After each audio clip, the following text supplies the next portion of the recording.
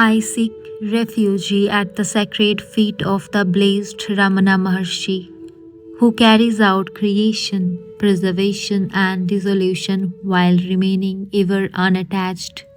He awakens us to the truth of reality and protects us through His grace.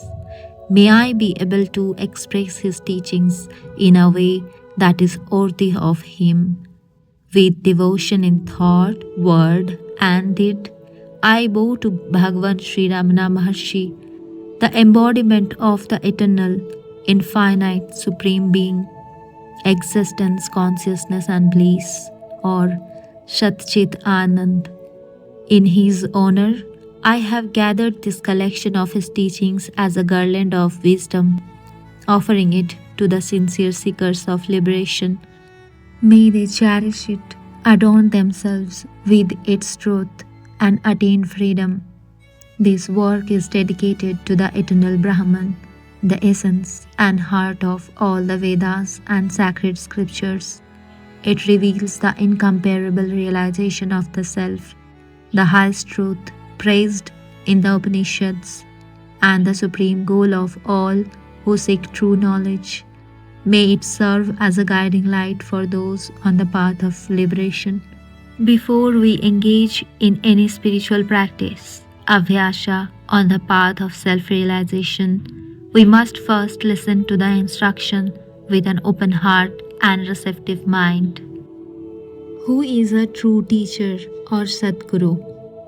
A true teacher is one who abides unshakably in the Self, views all beings with equal vision, and remains fearless and unwavering in all circumstances. Who is a sincere disciple or Sad Shishya? A sincere disciple is one who has an intense longing to be free from sorrow and attain true joy, along with deep disinterest in worldly pleasures. What is the nature of instruction or upadesha? The word upadesha means to be near the seat. Upa means near, desha, place or seat. The Guru, who is embodiment of existence, consciousness and bliss, or Shat-Chit Anand, helps us turn away from the distractions of the senses, which pull us away from our true state, causing us to suffer the fluctuations of joy and sorrow. Through his guidance, he establishes us in our own real nature, free from differentiation. Upadesha also means bringing what seems distant near. It reveals to us that Brahman, which we may believe to be far away and separate, is in fact ever present and one with our very being. If the Guru is ultimately our own self, Atma, why is it said that we cannot attain self-realization, Atma Siddhi, without the Guru's grace, regardless of our learning or abilities? Though, in truth, the Guru is none other than our own self, it is extremely difficult for the mind, trapped in the illusion of individuality due to ignorance, to recognize its true nature without the grace of the Guru. The mere presence of the true Guru quiets all mental concepts. If we, in our arrogance, claim to have mastered all knowledge or achieved great feats, the Guru may simply ask, "You have learned so much, but have you learned to know yourself? You have accomplished the impossible, but have you truly seen yourself?" In that moment, we will fall silent, humbled by the depth of the question. Thus, it becomes clear that self-knowledge cannot be attained through learning or effort alone. It is only by the Guru's grace that we can truly come to know ourselves. What are the signs of the Guru's grace? The Guru's grace is beyond words and thoughts.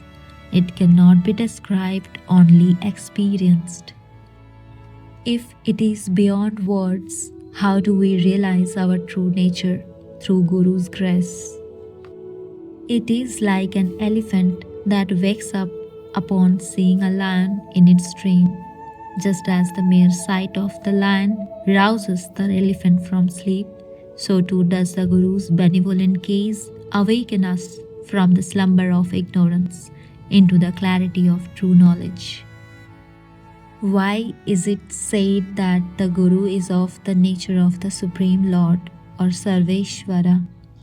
For the individual soul, Jiva, that longs for true knowledge and aspires to attain Godhood, Ishvara, constant devotion leads to the Lord revealing Himself in human form. The Supreme, who is ever the witness within, manifest externally when our devotion matures, assuming a form imbued with Satchit Anand, existence, consciousness, and bliss. In bestowing grace upon the disciple, the Guru ultimately dissolves the disciple's separate identity into himself. Thus, the Guru is truly the Lord. If a Guru is necessary, how did some great beings attain knowledge without one? For a few highly mature souls, the Lord Himself shines forth as the inner light of knowledge, directly revealing the truth. What is the goal of devotion or bhakti and the path of Siddhanta, Seva Siddhanta? It is to realize that all actions performed with pure devotion, using the body, speech, and mind as instruments of service to the Divine, are not our own but the Lord's actions. To be free from the sense of I and mine while living in complete surrender to the Divine is the highest form of devotion or Par-Bhakti, which Shaiva Siddhantins call Irai Pane Nitral, living in the service of God. What is the goal of the path of knowledge or Jnana or Vedanta? It is to realize that the I is not separate from the Supreme or Ishvara, and to be free from the illusion of doership or kartitva, ahankara. When this truth is known, the false sense of individuality dissolves, and only the self remains. How can it be said that the end of both the paths of devotion or bhakti and knowledge or jnana is the same? Regardless of the path we follow, the ultimate goal is the dissolution of the sense of I and mind. These two are interdependent. Removing one causes the other to disappear as well. The path of knowledge eliminates the false sense of I, while the path of devotion dissolves the sense of mind. Either path leads to the supreme state of silence, beyond thought and speech. Thus, there is no doubt that both devotion and knowledge culminate in the same realization. As long as the sense of I persists, it is necessary to accept the existence of the Lord. If we seek to reclaim the supreme state of oneness, Savujya, that seems lost to us, it is only fitting to embrace this understanding. What is the nature of the ego? The ego is the individual sense of I, the true self, which is of the nature of pure intelligence or Chit, has no such separate identity, nor does the insentient body possess an I of its own. Between these two, the conscious self and the inert body, arises the mysterious and illusory ego, which is the root of all suffering. When this false I is destroyed by any means, what truly exists is revealed as it is. This is liberation or moksha. The journey of self-realization begins with right understanding. Whether we walk the path of knowledge, jnana, or devotion, or bhakti, the ultimate goal remains the same. the dissolution of the false sense of I and mine.